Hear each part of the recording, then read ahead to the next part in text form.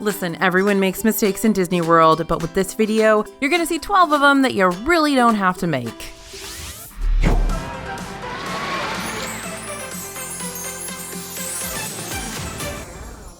Hey everybody, it's AJ for Disney Food Blog. We are here to help. We're counting down the 12 rookie mistakes you should not be making in Disney World this year. Now, these are not the same rookie mistakes that you would have made 2 years ago or 3 years ago or 4 years ago.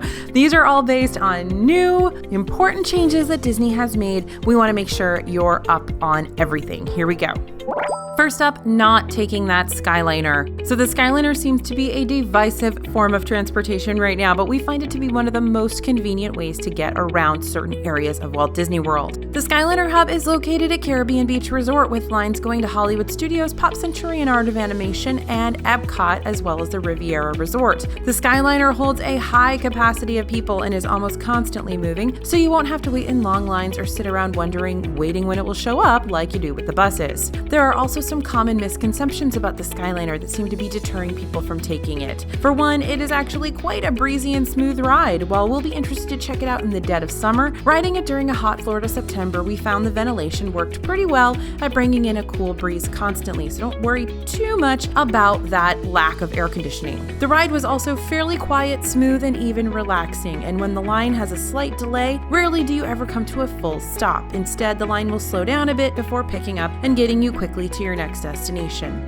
While we know there are some very valid concerns with accessibility for certain people, as well as a fear of heights, we think the Skyliner has made getting around Disney breezier and more efficient than ever, especially when you're trying to get between Hollywood Studios and Epcot or from some of those value resorts that are connected into the parks. Next rookie mistake you should not be making in 2020, not getting more FastPasses after your initial 3. Another one we see so many people not taking advantage of is getting more FastPasses after you've already ridden your first 3 rides or seen your first 3 attractions. For each date, you're allowed to make 3 FastPass Plus reservations at one Disney park. Once you've scanned in and used all 3, you are free to make other FastPasses, and it doesn't even have to be at the same park. On this same note, we don't recommend putting a huge amount of time in between those initial 3 FastPasses because it's going to take you longer to be able to redeem something else. If you really want to maximize your FastPasses, it's worth making 3 initial passes with times close together and earlier in the day. That way you're free to switch parks or make more FastPass reservations once you're done with your initial 3. Now don't forget, as soon as you scan into that last attraction, you can make another FastPass. So as soon as you touch Mickey to Mickey, you touch that band on that FastPass scanner, get on while you're still in line for that attraction, get on and book another FastPass. Next rookie mistake you should not be making in 2020 is not taking advantage of mobile order. Disney World has greatly expanded their selection of restaurants with mobile order this year. You see them all over the resorts as well as the parks, and yet we're still seeing people not take advantage of this awesome system and waiting in really long lines. So if you're itching for a bite to eat in one of the parks or a hotel, many places to eat in hotels offer mobile order as well right now. Check out your My Disney Experience app for what places offer mobile order. Chances are it's even more than you realize. Mobile order is just a huge time saver, frees up a lot of time otherwise spent waiting in long quick service lines. Crowded spots like Satuli and Pandora or Docking Bay and Galaxy's Edge often will see long lines that can take a while to get through. Why do that when you can just order from your phone and pick up your food when it's ready? You can bypass those lines. Please do it. Next rookie Disney World mistake you shouldn't be making in 2020 is choosing not to stay in those Skyliner hotels if they fit your budget and you like the theme. Well, Art of Animation, Pop Century, and Caribbean Beach Resort used to be kind of frustrating to stay at because you had to take these buses everywhere you wanted to go. Now it's lickety-split to get from there to a park. It's unlike anything it's ever been before. The Skyliner connects the Skyliner hub at the Caribbean Beach Resort to Hollywood Studios, as well as the Riviera and Epcot line, and an Art of Animation and Pop Century line also hook up at Caribbean Beach Resort. That is 6 different locations you can get to in just a matter of minutes. You can pop over to the Riviera for a meal, then go explore the World Showcase in Epcot, or check out the grounds at Art of Animation before heading over to Hollywood Studios. While buses are more limited for Hollywood Studios and Epcot when you're staying at these resorts, the Skyliner will likely get you there even quicker, much quicker than a bus could. The Skyliner also makes park hopping easier than ever. You can go easily between Epcot and Hollywood Studios, and then don't forget you can also go from Epcot to the Magic Kingdom on the monorail. Next rookie Disney World mistake you shouldn't be making in 2020 is not understanding how the boarding passes work for Rise of the Resistance. The hottest ride at the parks currently has to be Rise in Hollywood Studios, and if you want to ride it, you must know what a boarding pass is and how to use it, because that's the only way you'll be able to get on. First and foremost, it's important before your Disney trip to familiarize yourself with My Disney Experience, because it's about to become your best friend forever around those parks. In order for you and your family to get boarding passes together, everyone in your group must be linked together in My Disney Experience. So here are the basics. People have been showing up early in the morning to get into Hollywood Studios because you cannot get a boarding group until you and your entire party have passed through the entrance to the park. Once inside, open up your My Disney Experience app, and once the park is officially open, you and your party can join a boarding group to experience Rise. This is where making sure you're all linked together beforehand is important. You can only get in a boarding group together if you're all linked as family and friends. The boarding group works kind of like a FastPass in this way, as you add people to your party when you join a boarding group. But unlike FastPass, everyone in your group must be in the park to join the virtual queue. Another common misconception with boarding passes is thinking you must stay in the park until your group is called. You actually don't have to stay in Hollywood Studios at all. When your boarding group is called, you have a 1 or 2 hour window to return and scan in at the entrance of Rise. So you might not want to go far if you're in a lower number group, but if you're pretty far up there, feel free to take a few hours exploring other parts of Disney if you'd rather.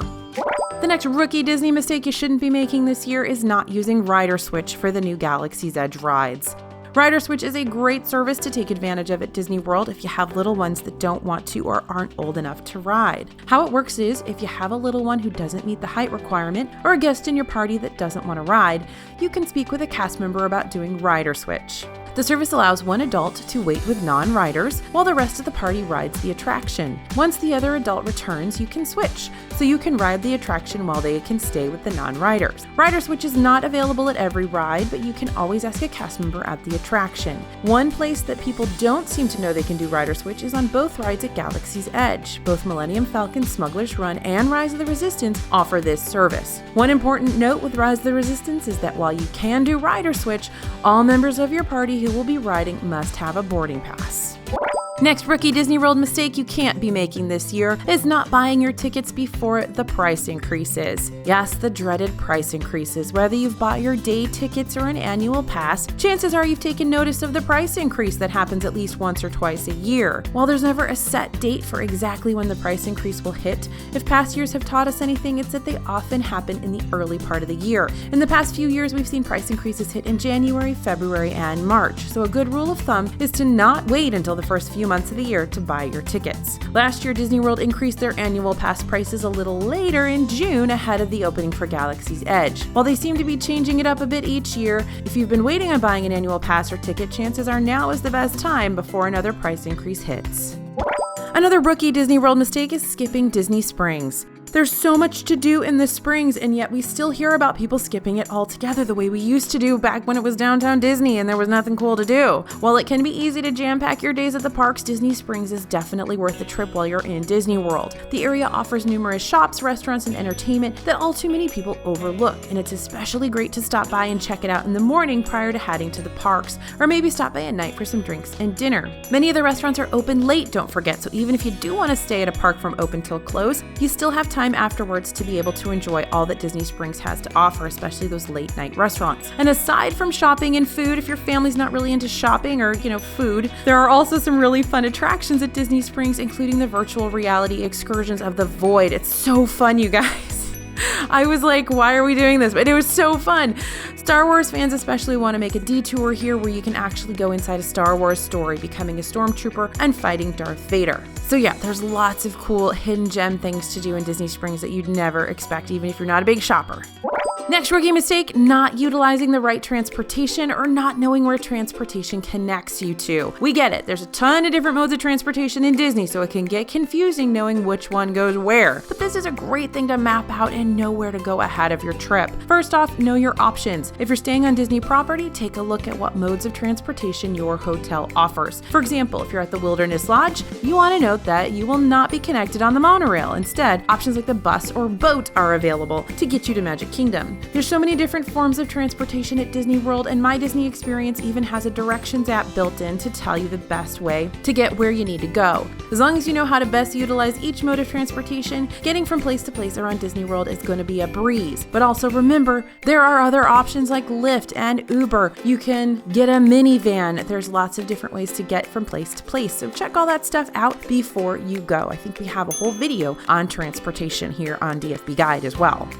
Next one, smoking in the wrong places. If you're a smoker headed to Disney World, be ready to take that habit way outside. In May 2019, Disney World and Disneyland introduced some new rules, and probably the most impactful for smokers and non-smokers alike was banning smoking and vaping from all theme parks and water parks. All the parks will have a smoking section, but they're located outside the entrance to the park. Hotels also have designated smoking areas, so you'll want to check out a map and plan your smoke breaks. Also, a part of those new rules is limited size of strollers and banning loose and dry ice from the parks. As far as the stroller rule goes, Disney seems to be a little more lax on that one. We have seen some wagons in the parks and other things that aren't supposed to be there. But for coolers, plan to pack an ice pack instead of loose ice.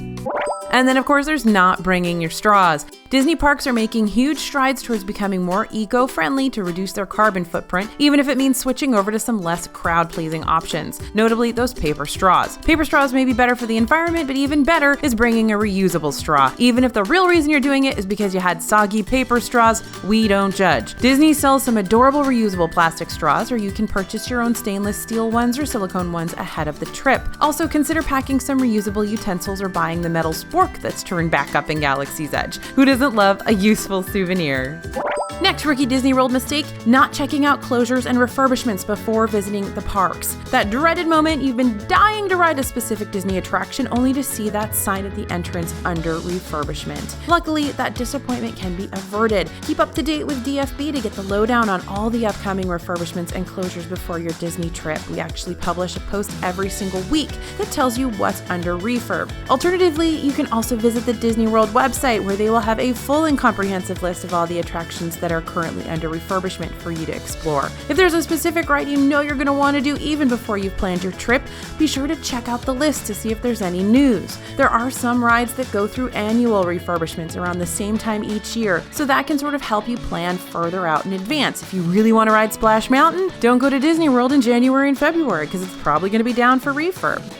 So there are the rookie Disney World mistakes you should not be making in 2020. These are all based on changes that the parks have made, so these are not necessarily those rookie mistakes that you have had to avoid in the past. So take notes, be aware. Thank you guys for listening, and thanks for watching. This is AJ for Disney Food Blog, and we'll see you real soon.